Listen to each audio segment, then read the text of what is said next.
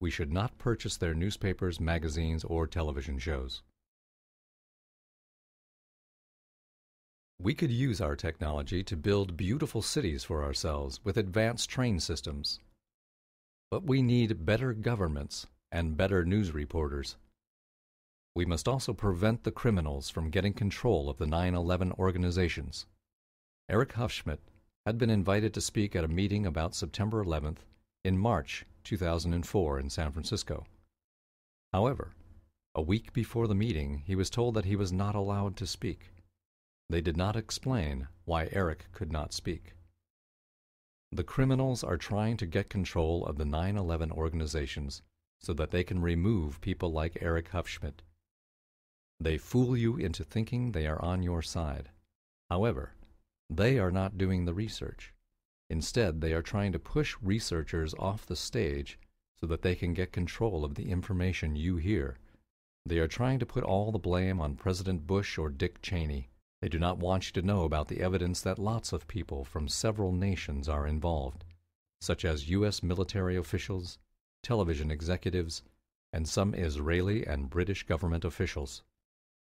People often respond that they cannot do anything about this corruption because they are just an ordinary person of no importance.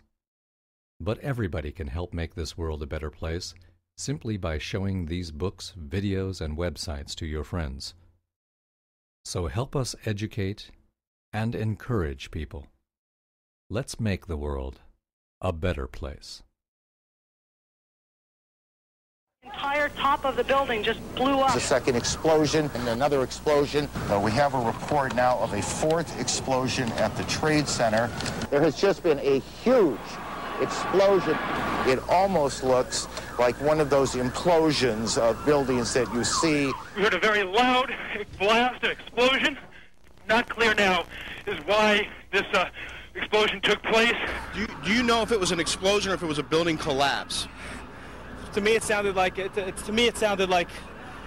explosion. But it was a huge explosion. I saw the two buildings. I'm thinking it was a bomb because it's two of them. This is actually, we believe, debris from one of the planes that hit one of the towers on the World Trade Center. The FBI is here, as you can see. They had roped this area off. They were taking photographs and securing this area just prior to that huge explosion that we all heard and felt. Made it at least 2 blocks, and we started running floor by floor instead of popping out. It was if they had detonated. Yeah, if they were planned to take down a building. Boom, boom, boom, boom, boom, boom, boom, boom. All the way down. Big round of applause for Mr. Jeff King. Can I still be wearing this?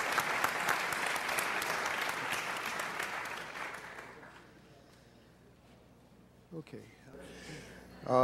I studied physics at MIT. I did electrical engineering for about 8 years. I've had quite a bit of practical engineering experience.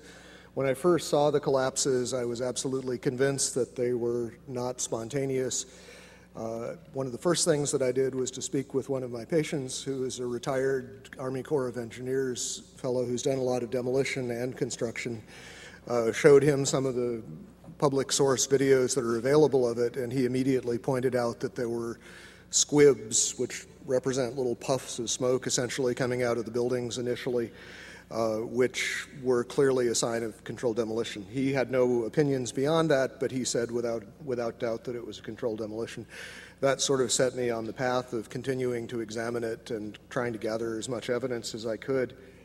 And the question I pose, what don't we know and why don't we know it, is sort of addressing the fact that at this point we still do not really have a meaningful explanation for what happened to the buildings. We have had several studies at this point, which I will go into, as to trying to determine a plausible scenario for the collapse. As of this point, none of them have presented us with anything that I think could be reasonably called a convincing and detailed account of why the collapse has occurred. And the question that's been addressed previously, the enormous destruction of physical evidence, as Chris was saying, the site was scrubbed very thoroughly. Out of the entire mass of the buildings that were destroyed, the National Institutes of Standards and Technology, who are now doing the ongoing investigation, managed to save about 240 pieces out of the entire building. All of the rest of it was basically recycled. The obvious question is what does it mean that there was a controlled demolition? At the simplest level, it means that someone had a lot of access to the buildings over a long enough period of time to set this up. It implies, as many other things have tonight, that the people who had effective control of the site had an interest in having it scrubbed and making sure that no information was available, that a forensic reconstruction couldn't be done. Even in much smaller catastrophes, we typically will reconstruct things as completely as possible. For example, TWA Flight 800 pieces were dredged off the bottom of the sea. A complete reconstruction was done to allow a detailed analysis. In this case, the exact opposite was done.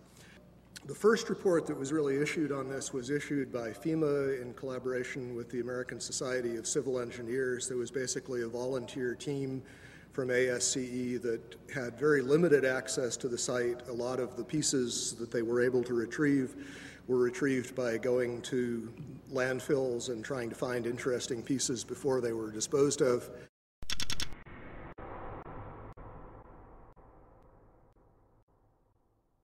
The initial FEMA report basically acknowledged that the kerosene would have burned off very quickly. What wasn't destroyed in the initial fireball would have been consumed fairly rapidly and would have only really served as an ignition for the rest of the material. And the second point being that the fuel here really was strictly office contents. If you think of a modern office with copying machines, computers, and as has been previously mentioned, the smoke, particularly from Building 2, just before it collapsed, was very black looking. This is generally an indication of an inefficient fire in which there's not enough oxygen for the amount of fuel. These types of fires typically burn very cool. They are not hot flames like blowtorches. The cores themselves, basically, if you've seen diagrams of the building, there's a large central rectangle in each of the towers that contained 47 columns. And these columns basically were the primary structural support of the building. They were given the role of supporting the whole gravitational load of the building. Since they were so strong, it would have been reasonable to think that they would have withstood, at least to some extent, the collapse. But in fact, as we see after the buildings collapsed, there was basically only little stubs of these things standing up a floor or two above the ground level.